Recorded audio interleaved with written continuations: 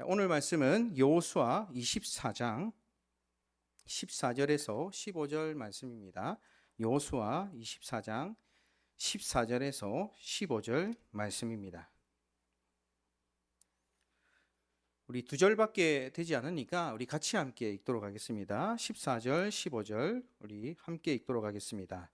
그러므로 이제는 여호와를 경외하며 온전함과 진실함으로 그를 섬기라. 너희의 조상들이 강 저쪽과 애굽에서 섬기던 신들을 치워버리고 여호와만 섬기라. 만일 여호와를 섬기는 것이 너희에게 좋지 않게 보이거든 너희 조상들이 강 저쪽에서 섬기던 신들이든지 또는 너희가 거주하는 땅에 있는 아모리 족속의 신들이든지 너희가 섬길 자를 오늘 택하라.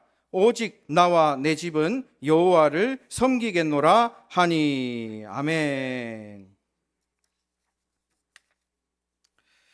여호수아가 마지막으로 남긴 이 유언, 피를 토할 것 같은 이 음성, 우리는 또다시 거기에 귀를 기울입니다.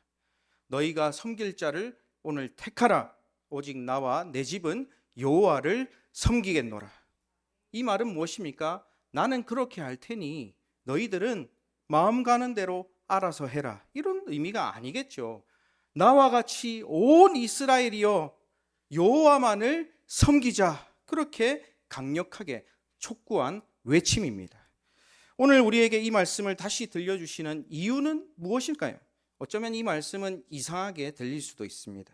믿는 이들에게 하나님을 섬기는 것은 너무나 당연한 일 아니겠습니까?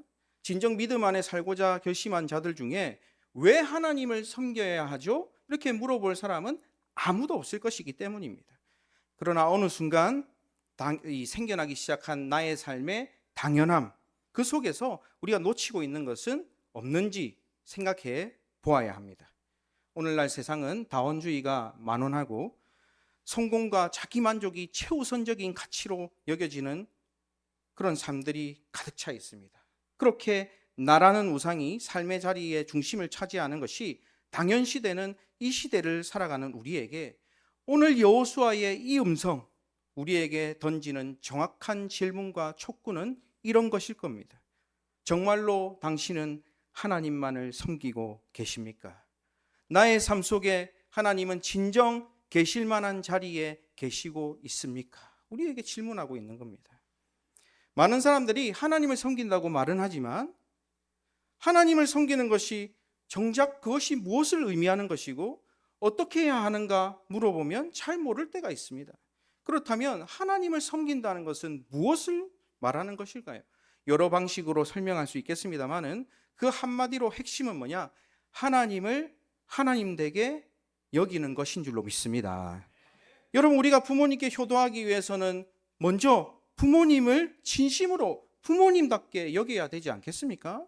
또 남편이 아내를, 아내가 남편을 그 남편답게 아내답게 대하는 것에서 아름다운 가정이 시작되는 것이고 이것이 어떤 물질적인 선물보다 사실은 더 귀한 섬김이 되는 겁니다.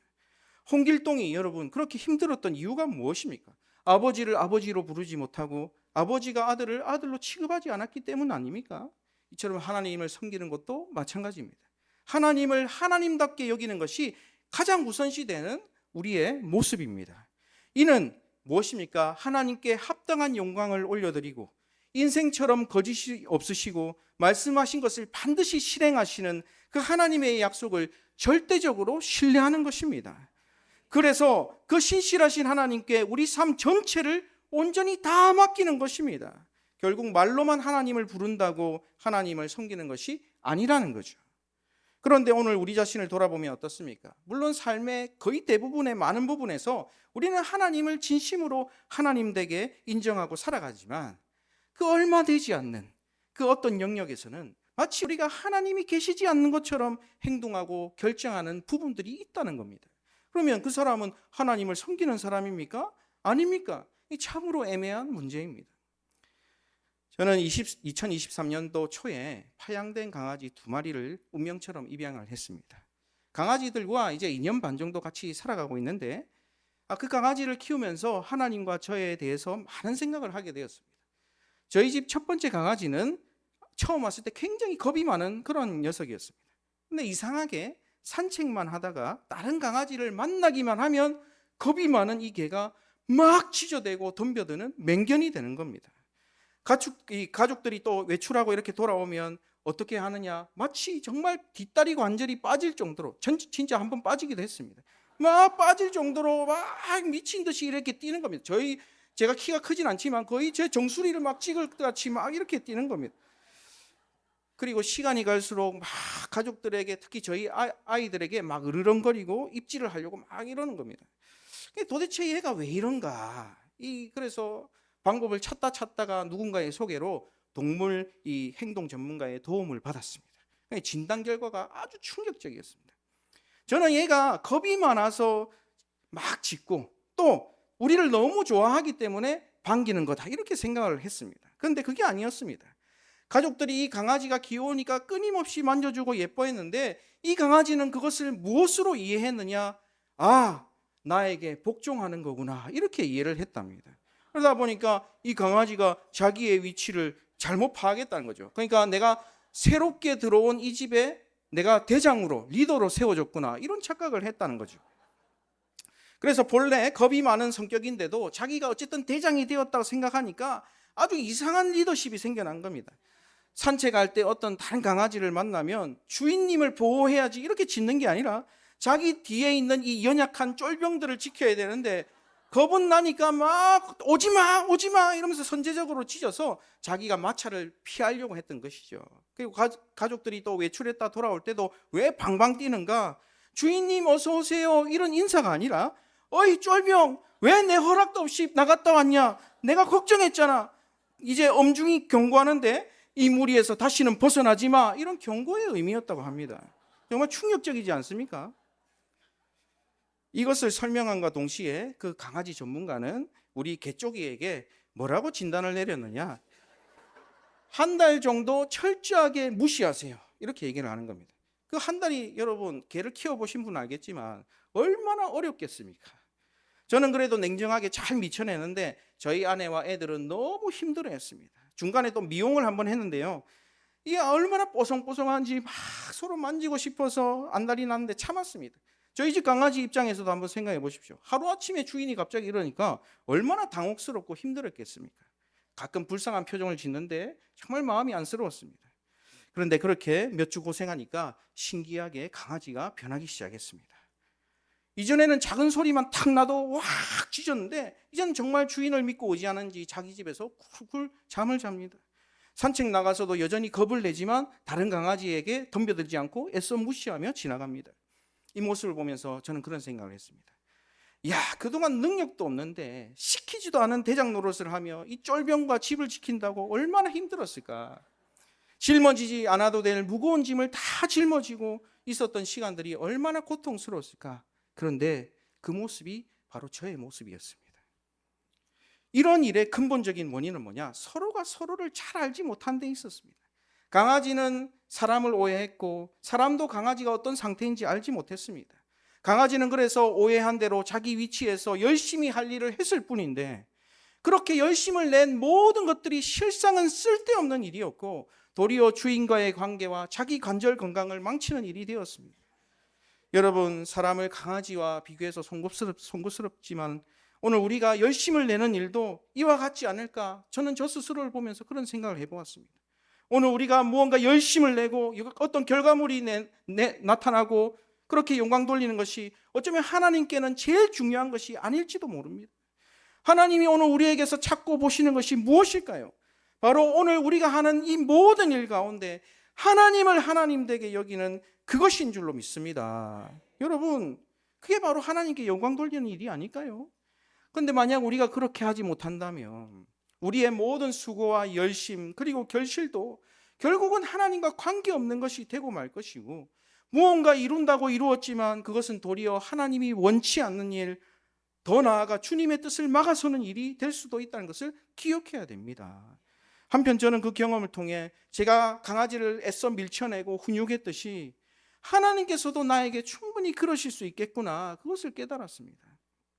아니, 그 사실은 이전부터 알고 있었지만 이제는 머리가 아닌 마음으로 깨닫게 된 겁니다. 예전에는 하나님이 나를 올바른 길로 인도하시기 위해서 이렇게 나를 회초리로 치시는구나, 혼쭐을 내시는구나 생각하면서도 동시에 섭섭한 마음도 있었습니다. 아니 하나님, 그래도 좀 넘어가 주시면 안 되나? 좀 이해해 주시면 안 되나? 이분만 좀 잘 되게, 이분만 좀 편안하게 해주시면 안 되나? 하나님 정말 나를 사랑하시는가? 부끄럽지만 새벽에 그렇게 울면서 기도한 적도 있습니다. 그런데 그 일을 계기로 생각이 많이 바뀌었습니다. 제가 하나님을 이해하기 시작했습니다. 하나님 나를 저렇게 혼내시면서, 나를 밀쳐내시면서 그 마음속에는 얼마나 위로하고 만지고 싶으셨을까? 나를 이렇게 밀쳐내시면서 얼마나 마음 아프셨을까? 얼마나 괴로운 시간일까?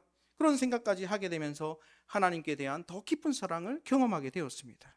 여러분, 오늘 말씀을 통해 여러분도 그 같은 하나님의 마음을 느끼며 하나님을 사랑하며 하나님을 하나님답게 여기는 참된 섬김의 결단이 있게 되시기를 주님의 이름으로 축원합니다. 그러면 하나님을 섬긴다는 것, 구체적으로 무엇일까요? 이것은 말 그대로 첫 번째, 하나님 그분만 섬기는 것입니다. 이것을 다른 말로 하자면 다른 것을 겸하여 섬기지 않는 것입니다. 여러분, 성경에서 가장 악한 왕으로 기록되는 이 아합의 시대는 세상적인 관점에서 보면 그렇게 최악이 아니었습니다. 오히려 좋았습니다. 왕권이 일단 강화되었고 세속사에서도 보면 왕권 강화와 사회적 안정은 관계성을 가질 때가 많죠. 그러니까 이때도 몇 안 되는 이 이스라엘의 안정된 시기로 볼 수도 있습니다. 그렇지만 하나님이 보실 때에는, 영적으로 보았을 때는 가장 나쁘고 가장 악한 시기가 바로 이때였습니다. 아합은 철저한 실리주의자였습니다. 모든 것을 이익에 따라 움직였습니다. 그런데 자신과 나라의 이익을 추구하는 것이 어찌 나쁘다고만 할 수 있겠습니까? 그 자체는 나쁜 일이 아니죠. 하지만 그가 가장 악한 왕이 되었던 이유는 뭐냐? 그 이익이 전부였기 때문입니다. 그에게 있어서 이익이란 것이 그의 하나님이었기 때문입니다. 이익관계만 따지다 보니까 하나님은 고려 대상도 되지 않았던 거죠. 왜냐하면 하나님의 말씀을 지키려고 하다 보니까 그가 추구했던 실리주의가 번번이 막히기 때문입니다. 그러다 보니까 하나님 말씀보다 외국인이었던 악한 왕비 이세벨의 조언이 더 좋게 들렸습니다. 그래서 하나님을 버리고 그 자리에 우상들을 세우기 시작했습니다. 이것은 비단 아합 왕 시대만의 일이 아니었습니다. 이스라엘이 가나안으로 들어온 이후 계속해서 그랬습니다. 이스라엘 백성들이 참신이신 하나님을 버리고 가서 빌었던 것이 뭡니까? 비와 풍요의 신인 바알이었습니다. 하나님의 약속대로 풍년이 이루어지고 소산이 늘어나고 가축이 많이 늘어나는 이것에 감사하고 경배하는 것이 아니라 이제는 바알이 우리들의 이 모든 것들을 기름지게 하고 우리 가축을 늘리게 한다, 이렇게 믿었기 때문이죠. 다시 말해서 우리가 살아가는 이 땅에서 살아가는 현생의 풍요로움에 있어서는 하나님은 그저 복수전공이고 부전공이고 바알은 박박사다, 이렇게 생각한 겁니다. 물론 그들이 하나님을 버린 것은 아닙니다. 하나님 믿었죠. 하나님 우리를 인도해내시고 전쟁에 이기게 하신 신이다. 이 신은 이 신대로 믿고, 그러나 이제는 우리가 먹고 사는 문제에 있어서는 바알이 더 정통한 것 같으니 그도 겸하여 섬긴 겁니다. 그런데 사실 이런 모습이 어떤 면에서 우리들의 이야기와 무관하지 않습니다. 하나님을 전적으로 믿는다고 하면서도 어떤 부분에 있어서는 세상의 그 무언가를 의지하지 않고서는 너무 내 마음이 불안해집니다. 무언가 새롭게 일을 시작하거나 중요한 결정을 할 때 먼저 내가 할 수 있는, 충분히 할 수 있는 일들, 나만의 계획들 쫙 다 세워놓고 하나님께 묻지도 않고 내 눈에 좋은 대로 세상의 방법대로 사람들의 힘을 빌려서 다 준비해 놓습니다. 그러고도 마음이 불편하고 불안하면 그제서야 하나님을 찾습니다. 그리고는 내가 세워놓는 것들 줄줄줄 이야기하면서 하나님 이대로요, 이렇게 안 되면 안 돼요, 다르게 하시면 안 돼요, 이거예요, 꼭 이거 잊지 마세요, 이렇게 찾는다는 거죠. 이런 우리의 모습들이 하나님 편에서 볼 때 본질적으로 이스라엘과 아합과 다를 것이 무엇이 있겠습니까? 물론 우리가 살아가며 어떤 준비나 대비를 하지 말라는 말씀이 아닙니다. 세상 가운데 우리가 배우고 얻을 수 있는 방법, 지혜 좋죠. 적대시해서는 안 됩니다. 잘 활용하고 노력해야 됩니다. 그러나 중요한 것은 뭐냐? 무엇이 먼저인가? 무엇이 우리의 인생을 절대적으로 바꾸는가 하는 이 우선순위만큼은 절대로 헷갈려서는 안 된다는 것입니다. 근데 우리는 때로 그 순위를 잊어버릴 때가 있습니다. 목사인 저도 마찬가지입니다. 마치 직접적으로 말은 하지 않을지라도 이스라엘 백성들처럼 하나님은 나를 천국 가게 하시는 구원자이시지만 이 세상에서 내가 성공하고 부유하게 사는 데에는 상관없는 분처럼 그렇게 우리 삶을 통해 소리 없이 외칠 때가 있다는 겁니다. 그렇게 살아가다 보면 어느덧 마음속에 사탄이 심어준 씨앗이 싹이 트기 시작합니다. 바로 이런 것입니다. 그래, 따지고 보면 내가 먹고 사는 것이 제일 중요하지. 그게 제일 바쁘지. 당장 내가 신앙생활 열심히 낸다고 무슨 의미가 있겠어? 여기까지 이르게 되면 우리가 그렇게 생각만 품고 신앙생활을 계속해서 한다 할지라도 죄송하지만 그 순간만큼은 우상을 섬기는 것입니다. 하나님 우상을 섬기는 자의 어떤 것도 기뻐 받으시지 않습니다. 그때 어떤 일이 일어날까요? 우리 삶에 3년 반의 가뭄이 일어나는 겁니다. 하나님은 당신의 사랑하는 백성이 거짓에 속아서 잘못된 길로 가는 것을 그냥 보고 계시지 않았습니다. 그래서 바알이 가져다 준다고 착각하고 있던, 철석같이 믿고 있던 그 비를 3년 반 동안 끊어버리셨습니다. 3년 반의 이 무서운 가뭄이 이스라엘을 덮친 것처럼 얼마 전 우리도 거의 그 정도 기간을 코로나라는 역병에 의해서 고통당했고, 이제는 어느덧 독감보다 못하게 되었지만 그 팬데믹이 가져온 여러 변화와 여파들은 지금도 우리 삶을 영향을 미치고 있다는 것이죠. 여러분 정말 코로나를 겪어보셔서 알겠지만 우리 인간의 무력함을 절절히 느낀 그런 시간이 아닙니까? 인간이 그토록 의지하던 과학, 의학, 경제, 정치, 이데올로기 모든 것들, 바알과 같이 사람들이 믿고 있던 그 모든 것들을 완벽하게 무력화시켜버린 그런 시간들 아닙니까? 팬데믹은 이제 끝났지만 사실 앞으로 강력한 무언가가 또 나타날지 우리가 어떻게 알 수 있습니까? 그러면 이렇게 끊임없는 위기의 때에 우리는 어떻게 해야 됩니까? 오늘 말씀에 여호수아를 바라봐야 됩니다. 또 열왕기상 18장에 엘리야를 바라봐야 됩니다. 그들이 이런 위기 앞에서 뭐라고 했는지 보십시오. 특별히 엘리야는 소리 질러 기도했습니다. 그 기도의 내용이 무엇입니까? 제가 읽어드리겠습니다. 오직 하나님이 이스라엘 중에 하나님 되심을 분명히 알게 해주십시오. 엘리야가 살려주세요, 도와주세요, 위기를 이겨내게 해주세요 하지 않았습니다. 오직 이 땅 가운데 하나님이 하나님 되게, 그 사람들이 하나님을 알게 해주십시오, 이렇게 외쳤습니다. 이것이 오늘 우리의 기도요, 우리의 삶이 되어야 될 줄로 믿습니다. 가장 무엇을 하기에 가장 먼저 앞서서 우리에게는 점검할 첫 번째 것이 있습니다. 내가 통장을 챙겼나? 이걸 계약서를 챙겼나? 이게 아닙니다. 첫 번째 뭐냐? 내가 이 일을 함으로 말미암아 하나님을 하나님 되게 하는가? 이것을 첫 번째로 점검해야 됩니다. 그렇게 하나님을 하나님 되게 여김이 우리 삶 한복판에 있을 때, 우리가 다른 무언가가 겸하여 하나님을 섬기지 않을 때에, 우리가 오직 유일한 하나님으로 고백하고 인정하고 결단할 때에 우리 삶에 하나님이 놀랍도록 일하실 줄로 믿습니다. 그러니 오늘 우리 삶에 혹시나 3년 반과 같은 지독한 어려움이 있다면 어쩌면 하나님이 나에게 깨닫게 하시려고 이렇게 하시는지 모르겠습니다. 우리가 그것으로 인해 잠시 어렵고 힘들지만 그것을 보고 행하시는 하나님도 너무 마음이 아프시지만 그 영혼이 자기도 모르는 사이에 복된 길에서 벗어나 죄악길로 행하여 망하는 것보다는 그 잠시의 어려움이 그에게 유익이기 때문에 하나님이 애써 참으시며 그 시간을 침묵하시고 밀쳐내시고 허락하시는 것입니다. 저와 여러분이 그 순간의 때를 지나갈 때에 하나님께로 다시 한번 시선을 교정하시고 하나님만 섬기시기로 결단하시기를 바랍니다. 그러면 오히려 오늘날 우리가 당하는 이 어려움들이 우리에게 은혜요 복으로 바뀌어질 것입니다. 그리고 두 번째로 하나님을 하나님 되게 여기는 것은 무엇이냐? 우리 함께 따라해 볼까요? 하나님의 선한 청지기로 살아가는 것입니다. 예, 여러분 오직 하나님만 섬기고 하나님을 하나님답게 여기는 사람에게는 자연스럽게 깨달아지는 것이 있습니다. 뭐냐? 내가 지금 가지고 있는 이 모든 것들이 사실은 내 것이 아니다라는 이해입니다. 여러분 그렇습니다. 우리가 가진 이 모든 것들 하나님이 우리에게 맡기신 것입니다. 우리의 시간, 우리의 물질, 우리의 가정, 우리의 사업체, 우리의 자녀, 우리에게 또한 주어진 영생, 이 모든 것이 하나님 것인데 하나님께서 우리에게 선물로 거저 주신 것입니다. 이런 이해가 있다면 또 자연스럽게 따라오는 생각이 있습니다. 그것은 뭐냐? 하나님께 드리고 남은 것들도 다 하나님 것이다 라는 이해입니다. 반대로 이렇게 생각할 수 있습니다. 그래, 하나님께 드리는 것 오케이, 내가 뭐 복 받았으니까, 아니면 그런 거 없어도 그냥 내가 하나님 거 내가 인정합니다, 드립니다. 그런데 남은 것은 다 내 거, 이렇게 생각한다면 외람된 표현입니다만은 우리가 마치 하나님을 물질을 주고 부리는 것이 되지 결코 하나님의 것을 하나님께 돌려드리는 그런 종의 모습이 될 수 없다는 거죠. 여러분, 이 같은 관점에서 헌금이 무엇입니까? 헌금은 모든 것이 하나님께로부터 나에게 온 것이지만 내가 먹고 사는데 필요하니까 9개는 쓰고, 하나님 이것이 전부 하나님 것이지만 제가 작지만 써야 되니까 이 1개로 증명합니다. 이게 바로 11조 정신 아닙니까? 다른 헌금도 마찬가지입니다.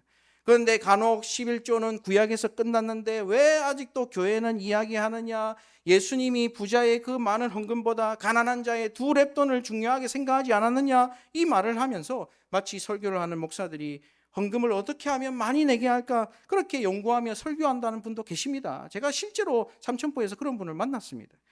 참 안타깝습니다. 여러분들은 그런 분들이 없겠죠?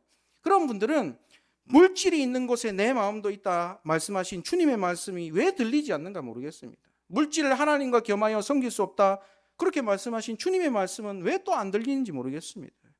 여러분, 다 차치하고 이것만 생각하십시오. 과거에 불완전한 재물인 짐승을 드리고 우리와 같이 불완전한 죄를 짓고 있는 그 불완전한 제사장이 중보하면서 제사 드릴 때에도, 그 구약 시대에도 그 사람들은 그렇게 빛나는 정신으로 하나님께 드렸는데, 이제 완전한 제물이자 완전한 제사장이신 예수님께 감사 예배 드리는 우리가 더 빛나는 정신으로 드려야 마땅한 것이 아니겠습니까? 그런데 이런 정신으로 헌금을 하는 사람이 하나님께 거룩하게 드리고 나서는 남은 9개로 죄짓고 악한 일에 내 것이니까 내 마음대로 써야지 이렇게 생각을 할 수 있겠습니까? 결코 그럴 수 없습니다. 하나님 싫어하시는 일에 나머지를 사용하면서 또 다른 사람을 괴롭히고 짓밟으며 벌고 짓밟기 위해 쓰면서 나는 하나님을 위해 드렸으니까 됐다 이렇게 생각하면 큰 오산이란 거죠. 왜냐? 하나님은 거지가 아니시기 때문입니다. 하나님은 헌금이 필요하신 것이지 적선이 필요한 분이 아닙니다. 하나님은 그래서 우리 마음을 원하신다는 겁니다.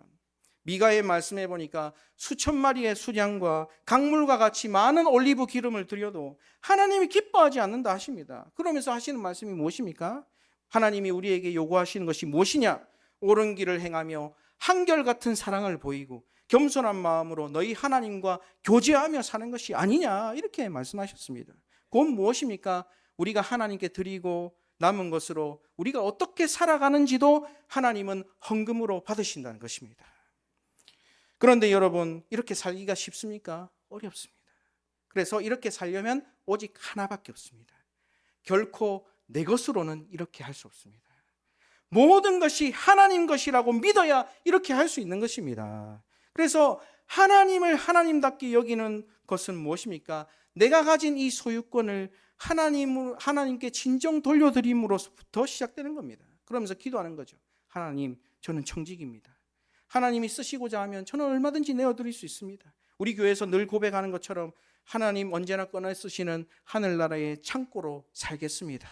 이렇게 살 때에, 그렇게 우리가 스스로 주인임을 포기할 때에 도리어 우리는 물질의 노예가 되지 않고 세상의 노예가 되어 매이지 않는 것입니다. 그런데 세상을 보면 이상하죠. 자기가 다 주인이라고 하면서 이상하게 자기가 가진 것에 얽매여 노예처럼 살아갑니다. 이때까지 쌓은 물질을 잃어버리면 어떻게 하나? 내가 이룬 사회적 위치와 명예를 잃어버리면 어떻게 하나? 심지어 교회 직분에도 감사함보다는 그 직분으로 인해서 생겨나는 여러 가지 근심과 걱정, 또 직분별로 급을 나누고 왜 사람들이 나의 급에 맞는 합당한 대우를 하지 않는가 화도 냅니다. 완전히 거기에 매여 살아갑니다. 여러분은 그러시지 않겠죠? 그러나 여러분, 직분은 계급이 아닙니다. 주님이 일하시기 위해서 우리에게 허락하신 것입니다. 그런데 내가 청지기로 살지 않을 때에 그것이 계급장처럼 여겨지는 겁니다. 여러분, 그렇습니다. 우리가 청지기로 살면 다른 사람들이 뭐라고 하든 말건 인정하든 말든 무슨 상관입니까? 하나님만 보시면 되는 것 아닙니까? 우리를 쓰시는 하나님만 인정하시면 되는 거 아닙니까? 그런데 그러지 못하니까 교회에서 가장 무서운 불치병인 섭섭병에 걸리는 겁니다. 결국 하나님께 매인 청지기가 되지 않으면 스스로 세상의 종으로 매여서 전전긍긍하며 살아갈 수밖에 없다는 거죠. 스스로 자기가 주인이라고 얘기하지만 노예보다 더 노예 같은 삶을 살아갈 수밖에 없는 겁니다. 여러분, 하나님의 청지기로 사시길 바랍니다. 물론 그 길이 쉬운 건 아닙니다. 하지만 그 길에 진정 참 자유와 기쁨이 있습니다. 그리고 여러분, 하나님의 청지기로 살면 누가 책임집니까? 하나님이 책임지십니다. 여러분이 왜 최종 결정권자가 되어서 스스로 모든 압박과 책임을 다 지려 하십니까? 하나님이 다 지고 가시도록 내어드리기만 하면 됩니다. 단지 여러분은 하나님을 섬기고 그의 청지기로 그의 뜻대로 살아가십시다. 마지막 아니요, 하나 더 있습니다. 세 번째, 하나님을 하나님으로 여기는 세 번째는 뭐냐? 우리가 하나님의 신부로 살아가는 것입니다. 여러분, 홍남자분들은 아유 난 남자인데 제가 무슨 신부입니까? 여기는 그런 말씀 안 하셔서 감사합니다. 예전에 이런 비슷한 얘기를 했는데 어느 저기서 이 할아버지가 손을 들고 내가 남자인데 왜 신부요? 이러면서 막 하시는 분이 있었는데, 이 영적인 비유입니다. 우리는 하나님만 바라보는 지고지순한 신부가 되어야 된다는 겁니다. 여러분, 신부의 특징이 뭡니까? 저는 가장 먼저 신부 화장이 생각이 납니다. 요즘 우리가 이야기하는 스드메 있죠? 스튜디오 드레스 메이커. 그 꾸며지는 신부는 이 몇 날 며칠 동안 정말로 아름답습니다. 세상에서 가히 주인공이라 해도 무방할 만큼 화려한 순간을 신부가 보내죠. 그런데 그 이후 신부는 대부분의 시간을 어떻게 살아갑니까? 화려했던 그 진한 화장을 다 지우고 지어미와 엄마로 살아가죠. 그의 눈에 진한 마스카라와 볼터치는 어느 순간 사라지고 눈과 볼에 눈물 자국들이 늘어나기 시작합니다.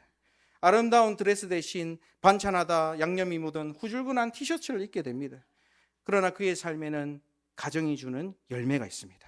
자녀가 있고 사랑이 있고 무엇보다 함께하는 남편이 있다는 거죠. 근데 신부가 신부 화장을 지우지 않고 날마다 스드메 하러 간다 생각해 보십시오. 여러분, 그 가정이 유지가 되겠습니까? 그러니 신부의 완성, 그의 아름다움의 절정은 무엇일까요? 그 잠시 화려한 이 화려한 모습과 얼굴을 영원히 유지하는 그 순간이 아닙니다. 내가 충분히 아름답게 꾸밀 수 있고 그런 화려한 모습을 가질 수 있어도 가장을 위해서 내가 화장을 지우고 오늘도 반찬을 만들며 주방에서 얼굴이 벌겋게 땀을 흘리며 그렇게 남편과 자녀를 챙기며 수수하게 살아가는 지어미와 엄마의 삶이 그 신부의 절정이 아닌가, 저는 그렇게 생각해 봅니다. 이렇게 아멘 안 하시고 보니까 뭐 이상한 소리를 하시고 있는 이런 건, 여러분 신앙생활도 마찬가지죠. 하나님의 신부로 산다는 것은 구원받은 직후 모든 것이 다 새롭고 아름다울 때, 초신자라고 올 때마다 인사해주고 관심 가져주고 또 믿음 생활을 처음 해보니까 막 성경도 재밌고 기도한 대로 다 이루어지고 그런 화려한 한때의 믿음의 스드메 시간이 아닙니다. 그것은 그것보다 훨씬 더 길고 긴 시간, 그 시간이 아니라 주님만을 바라보고 고난이 찾아와도 믿음의 수수한 삶을 살아내야 되고 그 가운데 눈물 짓는 일도 있고 가끔 교회를 위해서 내가 하기 싫은 일도 해야 되고 왜 해야 되는지 이해도 되지 않는 일도 해야 되고 세상에서는 내가 손도 대지 않는 허드렛 일도 감당하는 겁니다. 내가 지금 세상에 나가면 조금 더 대우받고 화려하고 쾌락을 누리며 살 수 있을지라도 그 세상의 화장을 다 지워버리고 그리스도의 신부로 남아서 주님 주시는 그 시간, 주님 허락하신 그 시간을 주와 함께 보내는 교회를 위해서 살아내는 그것이 바로 하나님을 섬기는 삶인 줄로 믿습니다. 제가 갓 30이 되었을 때 세상에 유행하는 신조어가 있었습니다. 바로 욜로였습니다. 욜로. 그때 제 친구들이 여러 명이 욜로 거리면서 막 여행 다니고 신남성처럼 살더니 지금 다 골로 갔습니다. 그 친구들 지금 다 잘 사는 것처럼 여전히 꾸미고 인스타그램에 올리지만 가끔씩 저랑 만납니다. 만나면 막 후회도 하고, 어떤 친구는 저보고 바보라고 했거든요. 너 왜 그렇게 일찍 결혼하냐, 바보 아니냐 했던 친구는 더 이상 말을 안 하더라고요. 그러나 그때나 지금이나 성실하고 착하게 가정을 이루며 산 사람들, 그때 다 바보 소리 들었지만 지금 대부분 행복하게 살아가고 있습니다. 행복이란 것을 결코 화려한 것이나 우리의 쾌락으로만 연관지을 수 없는 것 같습니다. 그것은 정말 잠시뿐인 것이죠. 그러니 여러분, 수수한 주님의 신부가 되시기 바랍니다. 내가 주목받지 않아도 나로 인해 하나님이 주목받으시면 되는 것입니다. 여러분, 정상적인 신부라면 남편의 사랑만으로 충분하죠. 근데 남편의 사랑이 모자라거나 또 모자라다 여기는 사람은 결혼 생활을 행복하게 못하더라고요. 신앙생활도 그런 것 같습니다. 여러분, 그러나 우리 주님 사랑은 인간 남편의 사랑과 같습니까? 그렇지 않습니다. 부족함이 없습니다. 여러분들이 옳은 선택을 하셨으면 좋겠습니다. 마지막, 하나님을 하나님되게 여기고 섬기는 것은 뭡니까? 인내가 마침표를 찍습니다. 여러분, 이 섬김에는 모든 것에 마침표가 인내가 필요하다는 것이죠. 여러분, 신앙의 길은 짧다면 짧지만 또 길다면 길죠. 이 긴 세월 좋은 일만 있습니까? 나쁜 일도 많고 버거운 일도 많고 힘든 일도 많습니다. 그럼에도 우리는 인내하고 우리의 믿음의 길을 잘 지켜내야 되겠습니다. 왜 그렇습니까? 성경에서 말하는 인내, 헬라어 히포모네는 단순히 수동적으로 참고 견디는 것을 넘어서 하나님의 약속이 이루어질 것을 믿고 그 소망 가운데 꾸준히 기다리고 견디는 것, 이렇게 해석하고 있습니다. 여러분, 하나님이 끝을 보장하신 그 길이기 때문에 우리가 가야 할 이 믿음의 길은 세상처럼 빨리 가거나 화려하게 가거나 효율적으로 가는 것이 아니라 더 중요한 것이 있습니다. 뭡니까? 끝까지 가는 것입니다. 그래서 믿음의 길은 토끼는 결코 성공할 수 없습니다. 거북이만 이기는 길입니다. 내가 믿음이 혹시 적어 보이거나 다른 사람들보다 부족해 보일지라도 여러분 걱정하지 마십시오. 우직하게 하나님만 바라보고 섬기며 나아가다 보면 하나님께서 모든 것을 이루실 것입니다. 반대로 내가 지금 다른 사람들보다 조금 나아 보인다 할지라도 자만하거나 교만에 빠져서는 안 됩니다. 말씀은 먼저 된 자가 나중되고 나중된 자가 먼저 될 것이라 분명히 경고하고 있습니다. 우리는 항상 겸손하게 그러나 확신을 가지고 우리에게 주신 믿음의 길, 사명의 길, 비정의 길을 걷다 보면 어느 순간 주님께서 그 인내가 꽃피우게 하는 그날, 놀랍게 역사하시는 그날을 우리에게 주실 줄로 믿습니다. 말씀을 정리하겠습니다. 누군가가 그런 말을 하더라고요. 노아가 의인이 될 수 있었던 것은 많은 사람들처럼 심판받아 수장되지 않고 방주에서 살아남았기 때문이다, 이렇게 말을 하더라고요. 그런데 여러분, 어떻게 노아가 방주에서 살아남을 수 있었습니까? 하나님을 하나님답게 여겼기 때문입니다. 여러분, 오늘 말씀은 우리에게 요구하고 있습니다. 너희가 섬길 자를 언제 택하라고요? 오늘 택하라. 내일은 없습니다. 오늘 택해야 됩니다. 이 물음에 저와 여러분은 지체 없이 여호수아와 같이 고백하시기를 바랍니다. 오직 나와 내 집은 여호와를 섬기겠노라. 여러분, 또 엘리야처럼 매일 아침 기도하시기 바랍니다. 오직 하나님이 이 세상 가운데 하나님 되심을 분명히 알게 해 주십시오.